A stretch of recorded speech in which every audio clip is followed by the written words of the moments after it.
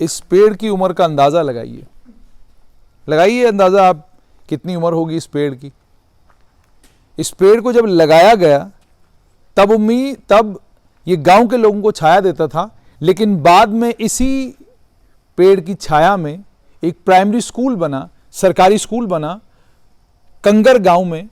और इस वक्त ये गवर्नमेंट मिडिल स्कूल कंगर है, भलवाल जोन नगरोटा में पड़ता है ये। आप अब तो ये 3-4 बिल्डिंगें हैं इसकी, लेकिन जब शुरुआत में था एक मामूली छोटा सा स्कूल था, और उस स्कूल के बीचों बीच ये पेड़। अब इस पेड़ ने तब छाया दी, जैसे मैंने आपको बोला कि आम लोगों को, फिर बाद में बहुत सारे बच्चे यहाँ से पढ़े, कुछ ब्रिगेडियर रिटायर हुए। लेकिन अब इस स्कूल के बिल्कुल बगल से नेशनल हाईवे जाने वाला है, रिंग रोड जाने वाला है।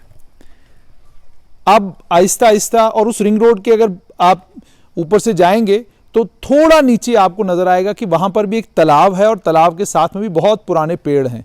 मामला अब यह है कि न हमको पुराने पेड़ चाहिए, न हमको तालाब चाहिए, हमको 4 लेन सड़क चाहिए, 4G इंटरनेट चाहिए, एक आधुनिक सामान चाहिए, एप्पल का फ़ोन चाहिए, अच्छा एयरपोर्ट, अच्छा रेलवे स्टेशन चाहिए। अब ये हमारी प्राथमिकताएं हो गई हैं। मगर आज भी ये पेड़ जो कम से कम 100-150 साल पुराने पेड़ हैं, ये आज भी इस चीज़ को दर्शाते हैं कि हमारे बुजुर्गों की प्राथमिकता हमेशा पेड़ रहे, पौधे रहे। हमारे बुजुर्गों की प्राथमिकता हमेशा रही कि वातावरण जो है वो बिल्कुल साफ सुथरा रहना चाहिए। हमारे बुजुर्गों की प्राथमिकता ये हुआ करती थी कि अगर खुद खाना खाते, उस खाना खाने के थोड़ी देर के बाद बाहर निकलते तो परिंदों के लिए, चिड़िया के लिए चुगने के लिए दाने भी फेंक देते थे, वो उसको दान समझा करते थे। इसीलिए मैंने आपको ये पेड़ दिखाया ताकि आपको ये बता सकूं कि पेड़ आज भी 100 साल से भी ज़्यादा पुराना ये पेड़ आज भी छाया दे रहा है यहाँ के स्टूडेंटों को। और एक वक्त में जैसे मैंने आपको बताया कि ये छाया दिया करता था यहाँ के आम नागरिकों को। पेड़ नहीं बदला, पेड़ आज अपना वही काम कर रहा है जो काम पेड़ आज से 100 साल पहले कर रहा था। बदलाव मुझ में और आप में आया है, बदलाव हमारी प्रायोरिटीज़ में आया है, पेड़ की प्रायोरिटीज़ में कोई भी बदलाव नहीं है। अब आप कहेंगे क्या बेकार स्टोरी है, क्या बकवास कर रहे हो, कोई ढंग की बात करो, ये बात करो, वो बात करो।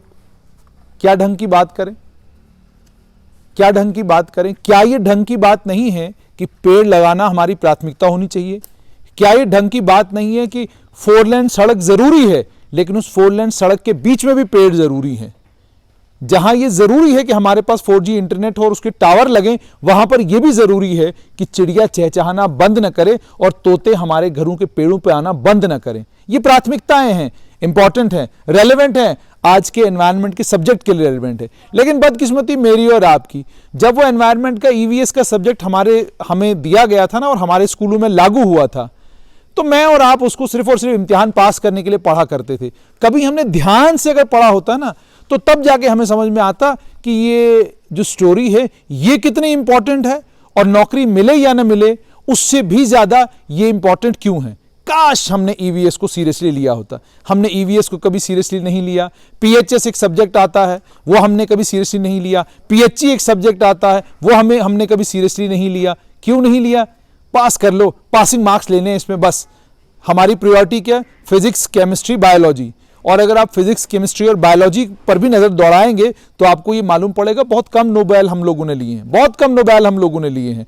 वो सब कुछ पढ़ने के बाद भी हम लोग सिर्फ और सिर्फ एक बाबू बनने तक महदूद हैं। यानी एक अच्छे बाबू बन गए हम तो हमारा काम हो गया। और बाबू बनने के बाद जब शाम को आप वीडियो देखते हैं स्ट्रेट लाइन की और मुझे कमेंट करते हैं व्हाट अ नॉनसेंस वीडियो, तो उस वक्त हम ये मजबूर होते हैं कहने पर कि ये पेड़, 100 साल पुराना पेड़ मेरे लिए बहुत ज्यादा कीमती है उस एक रोड से, उस एक नेशनल हाईवे से, जिस नेशनल हाईवे के ऊपर हर दूसरे या तीसरे दिन एक कीमती जान जाया होती है। इस पेड़ के कारण कोई जान जाया नहीं बल्कि जानें बचती हैं।